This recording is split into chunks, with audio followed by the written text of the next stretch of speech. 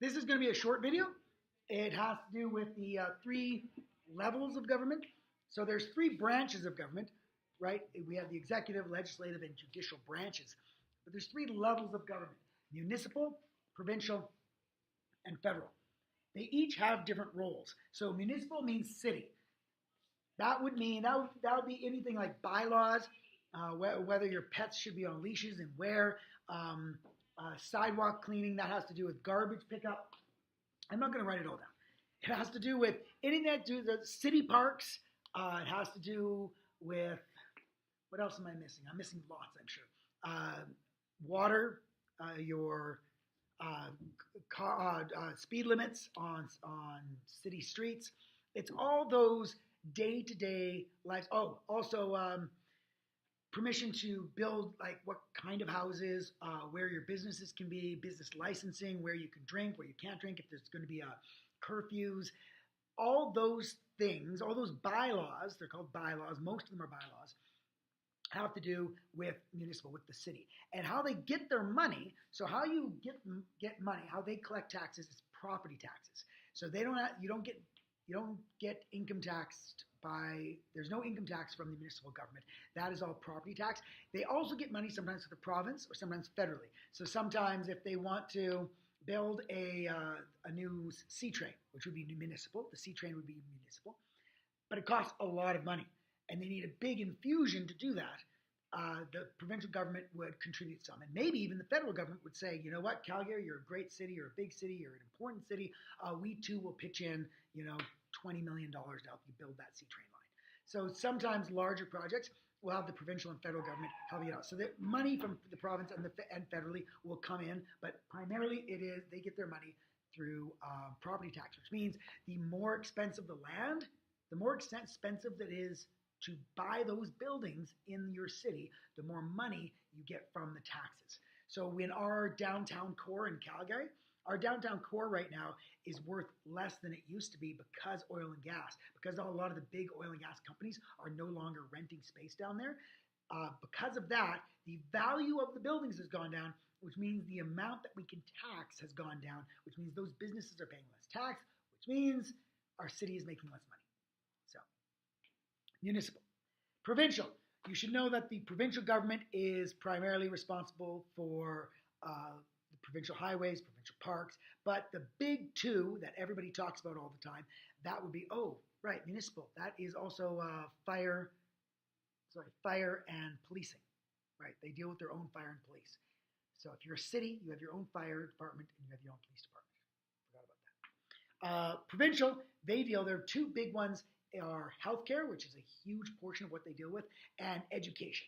So healthcare and education are the big ones. They put a lot of money into those. They're the ones who run all of our schools. They're the ones who run all of our hospitals and clinics, and they put all the regulations in place for that. Those are the two big ones. And then, yes, provincial parks, provincial highways.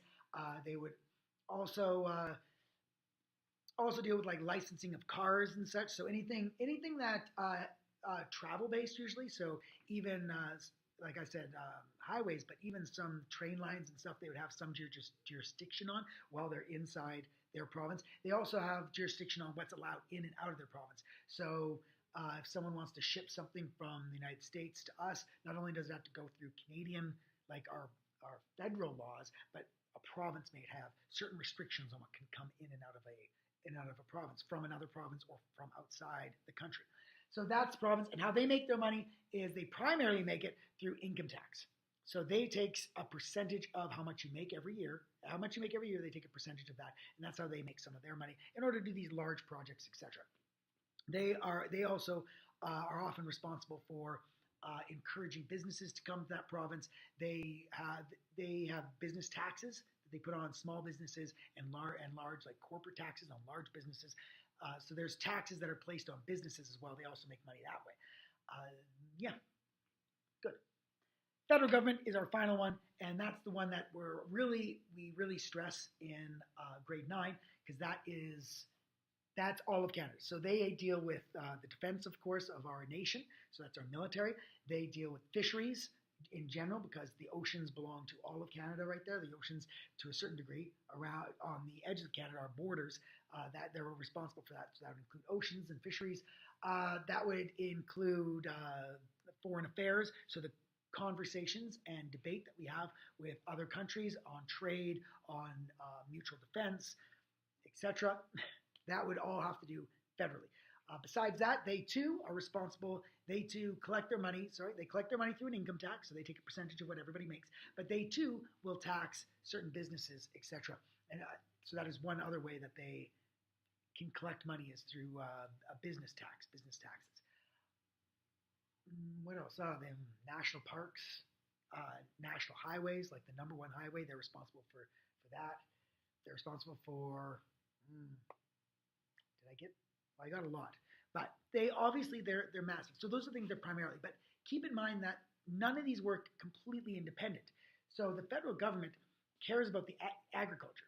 They give money to the agriculture industries of all provinces. So they help. If you are a farmer, you will potentially be getting help from the federal government and getting help from the provincial government. If you are a business in Calgary, you are potentially getting taxed you're getting land tax, property tax municipally. You're getting a provincial tax because you're a small business, so you pay in Alberta 2% provincial tax. And then the federal government is also going to take some tax off of how much profit you make.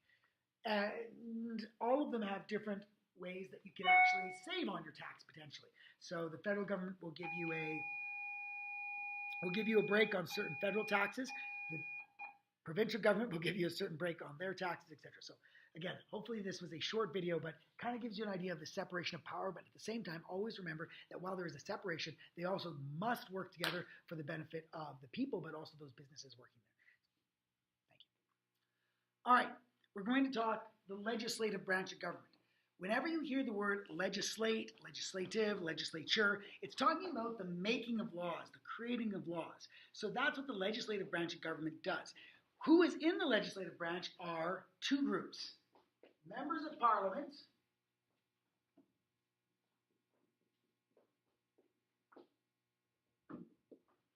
parliament known as MPs, and senators. Members of parliament are also referred to as the House of Commons. So this is the House.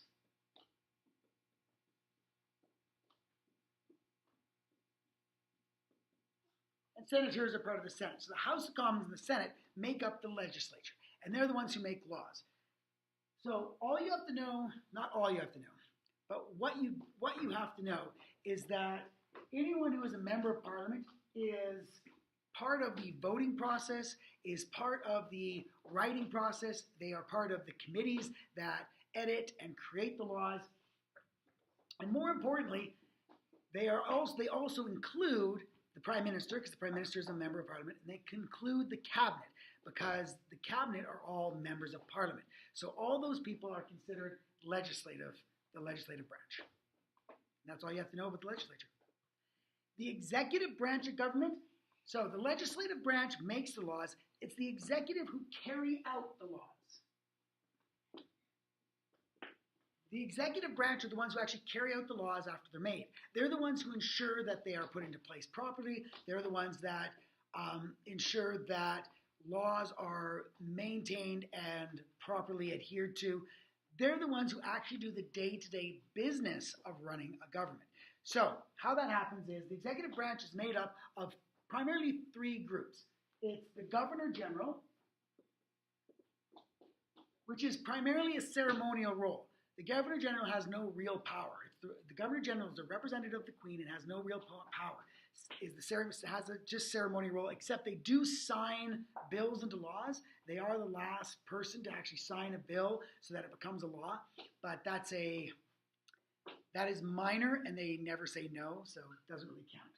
Underneath the Governor General, that's where we find the person who is more considered the leader of our country, the Prime Minister. So, the Prime Minister is a member of Parliament, and they are elected by their party to represent their party. We as constituents, we as Canadians, do not vote for the Prime Minister directly. We vote for members of Parliament, and then those members of Parliament, through a complicated process that doesn't really matter, they decide who's going to be the Prime Minister, and that's how we get a Prime Minister. So even though they're our leader, they are actually just the highest member of their party. They are just the number one in their party. We elect the party chooses their leader, that's the Prime Minister. You found a blue ball? Yes, you did. Underneath the Prime Minister is essentially in charge of running the country and making a lot of major decisions and meeting heads of state and making the final decision on a lot of stuff that goes on in our government. But they are the Prime Minister. Beneath the Prime Minister is the Cabinet. The people who make up the cabinet are called cabinet ministers or just ministers. And all those, there's lots of them. There's 30. I think there's almost 30 ministers. Each minister has what's called a portfolio. That portfolio is what they're in charge of. So it's the Minister of Defense. Their portfolio is the military, is defense of our country, etc. There is a Minister of Agriculture who would be in charge of anything to do with our agricultural lands. There's the Ministry of Waterways and Oceans. There's the Ministry of Foreign Affairs, Minister of Veteran Affairs. There's the Minister of Energy. There's the Minister of the Environment. There's the Minister, I think right now there's a Minister of, there was a new one just created and I can't remember what it was. Minister of Indigenous Studies or Indigenous Affairs. So these cabinet ministers are at the top of their respective portfolio, their respective ministry. So the Minister of Education, in some ways you could say the Minister of Education is my highest boss. Or the Minister in charge of Defense, the Defense Minister, that person would be the lowliest soldier. That would be the highest boss. A general would salute the Minister of Defense. The Minister of Defense is at the very highest pinnacle of their portfolio. And they're the ones who make the final decisions for how those are run. So when we're thinking of buying, putting more money or giving tax breaks to solar panel industry. So the solar panel industry, we want them to succeed, so we put money into research. We give them money to do research on better solar panels. Or they're going to get a tax break so that they don't pay as much tax. If you are going to produce solar panels, we're going to give you a tax break so that you can continue your great work. All great reasons. But that might be the energy minister might be involved in that. So the energy minister might be interested. The environment minister might be interested. Those would be people who are interested in that plan going forward. The finance minister would want to know what kind of tax break and how is it going to affect our bottom line. So a number of ministers might be involved in any decision that's being made, but they are the most knowledgeable, ideally, the most knowledgeable in that field, because all the information from everybody underneath filters up into let's use the military because it's the easiest, it's the most hierarchical. But the lowliest soldier would tell their lowliest sergeant, who tells their lieutenants, who tells their captains, who tell their colonels, who tell their, colonel? General right after that? Lieutenant colonel. And then you get your generals, and the generals tell the defense minister what's going on. And the defense minister makes final plans. And then his final plans, he tells the generals, who tell them who implement whatever plan it was. That is the job of ministers. Besides this, that is the executive branch. Remember, their job is to carry out laws. The legislative branch, they make the laws. The executive branch, they carry them out. They make those laws happen in the real world in everyday life. Easy enough. In some ways, the judicial branch is the easiest, but also the easiest to remember, but it has one aspect that people always forget. So the judicial branch is in charge of two things. Remember, legislative branch is in charge of making the laws. The executive branch is in charge of carrying those laws out and the everyday running of the country. And finally, the judicial branch, they have two jobs. One, they enforce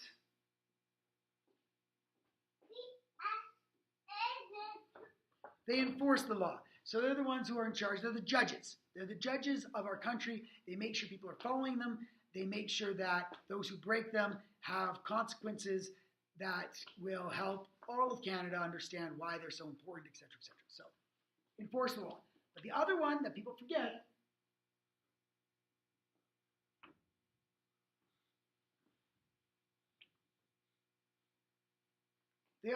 they are in charge of interpreting the law. So when someone says that, well, I have freedom of expression, okay, but let's interpret what freedom of expression means. What if I want to express myself with a left hook to your face because I'm very angry?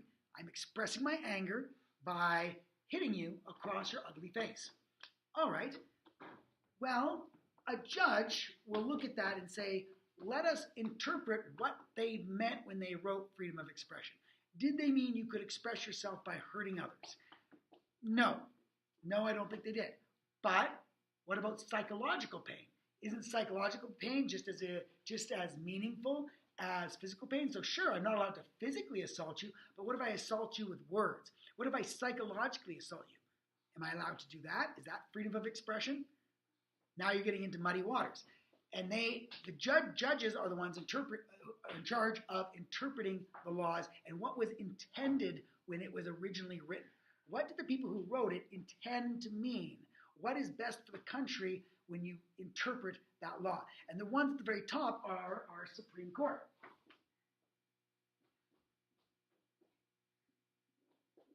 Supreme Court is at the very top. They're the ones who interpret the most. Actually, they don't interpret the most. They're the ones who interpret the least. They have very few cases per year, but their interpretations usually have the most far-reaching effects. So they're very important. They're the ones who would decide freedom of expression. What does that really mean? They're the ones who did decide on gay marriage. They're the ones who would make the decisions when it came to what constitutes racism versus bigotry versus citizens that feel unsafe versus they're the ones that have to balance these, and their decisions are law. They don't lose their jobs.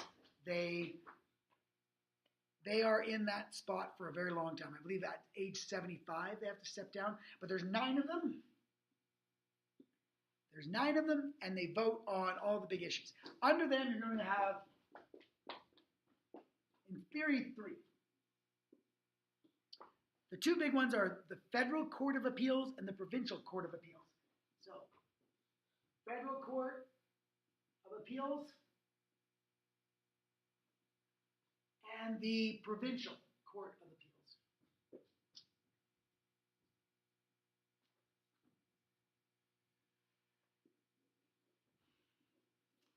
You don't necessarily have to memorize all this, but what you have to know is that if you did a federal crime, so something that went across provincial borders or something that had to do with international borders, then you're going to be dealing with the federal courts or you're going to be dealing with the provincial courts. Because underneath the Court of Appeals, you'll have the normal federal courts, provincial courts, etc. So it all filters up. And the Supreme Court, if your case is important enough, it could filter all the way up to the Supreme Court to make it a final decision. Now this arrow over here, this is for martial courts. We don't talk about them very often. It's the military arm of the court. So if there are laws broken within the military, they actually have their own court system that deals with those specific issues. But again, that's very small percentage of crime committed, and it has its own, and it's actually not required understanding for the grade 9 curriculum. So, judicial branch, easy enough. You'll see behind me some of the notes we took in class. It's about how a bill becomes a law. So a bill, by definition, isn't a law yet. It's written exactly how it will be once it becomes a law, with all the details in there, with the definitions, with all the meandering law language. But at the beginning, it is not a law. It's called a bill. Once it becomes a law, it then is called a law, once it goes through the process. Bills are introduced and can be introduced by any member of parliament or any senator. Now, having said that, senators cannot introduce bills that cost money. So if they want to introduce a bill about taxes, they cannot. If they want to introduce a bill that has anything to do that will expend money, so they want to talk about trade, etc. They can't do that. They could bring up a bill about gay marriage, or they could bring up a bill about freedom of expression. They could bring up bills that don't cost money. Members of Parliament are far more likely to bring up bills, and specifically cabinet members. So as a cabinet minister, you are in charge of that portfolio. So let's say that you were the cabinet minister of agriculture.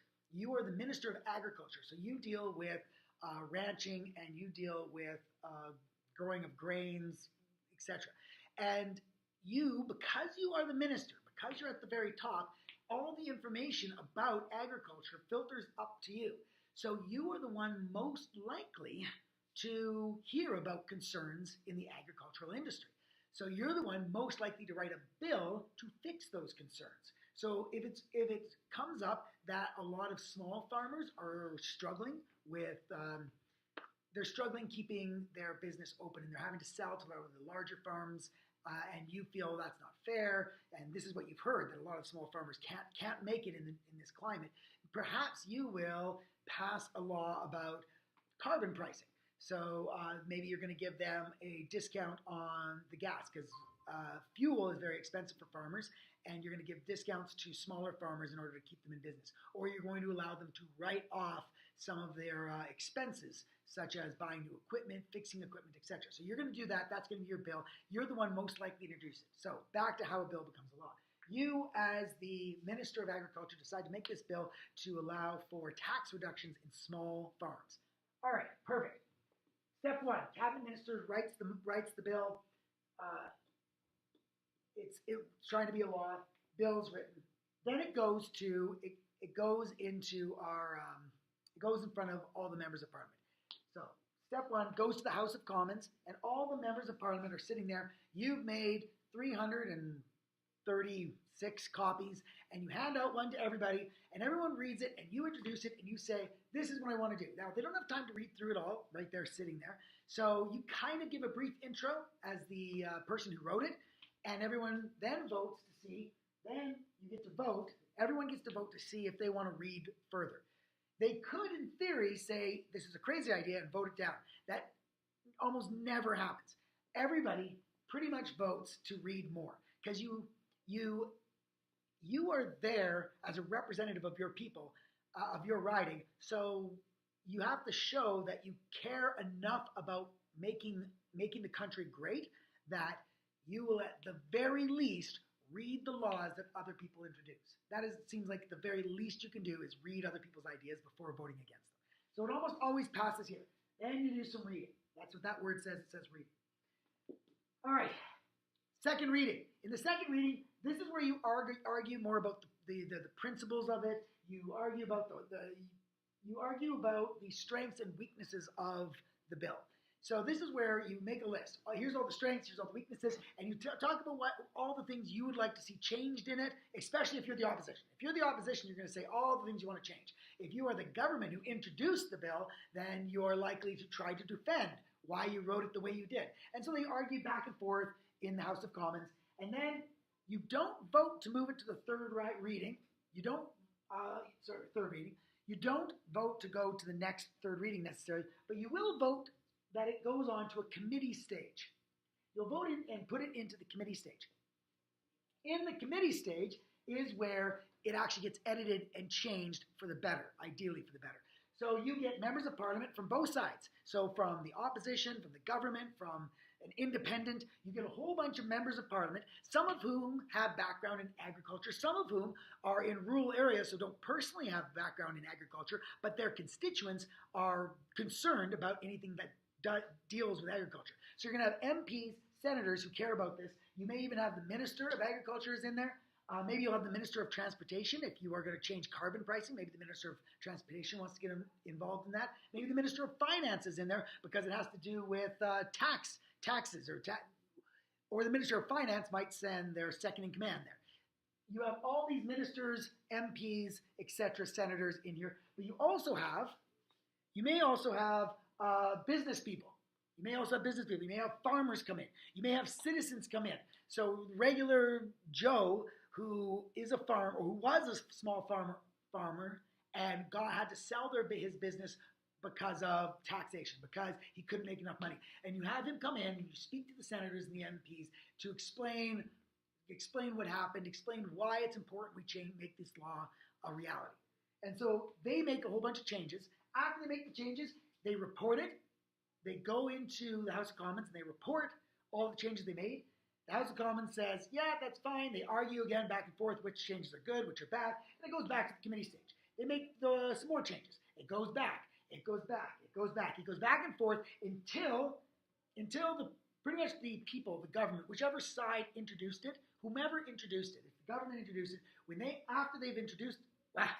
whomever introduced it, they decide that that's as much changing as it's going to do, and it's not going to change anymore no matter how much people argue about it, or maybe everyone agreed.